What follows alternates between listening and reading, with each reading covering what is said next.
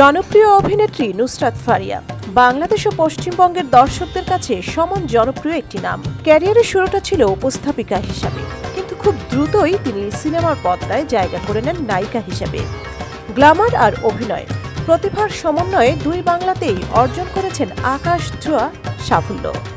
ব্যক্তিগত জীবনেও ফারিয়াকে সবসময় দেখা গেছে গোছানো এবং আত্মবিশ্বাসী রূপে, কিন্তু তার জীবনেও ছিল এমন এক অধ্যায় যা সামাল দেওয়া ছিল ভীষণ কষ্টের।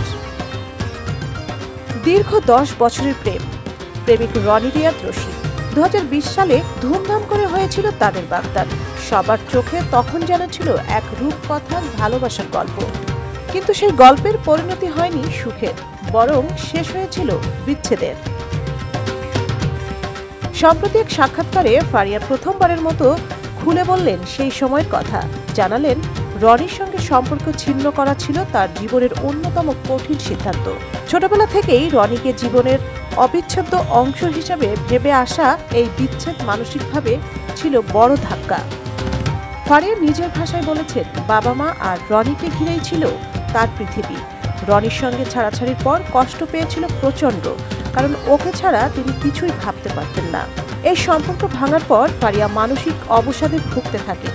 প্রায় 3 মাস তিনি কোনো কাজই করতে পারেননি।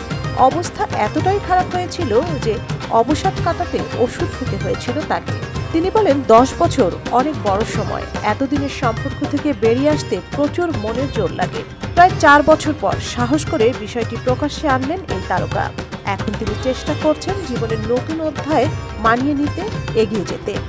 নুসরাত ফারিয়ার এই গল্প প্রমাণ করে সেলিব্রিটিদের জীবনেও আমাদের মতোই উত্থান পতনে ভরা। পর্দার আড়ালের কষ্ট, মানসিক চাপ সবকিছু থাকে, কিন্তু সময় ও সাহসী পারে সেই ক্ষত ধীরে ধীরে সারিয়ে তুলতে। সঞ্জিদা যুথি, সারা বাংলা।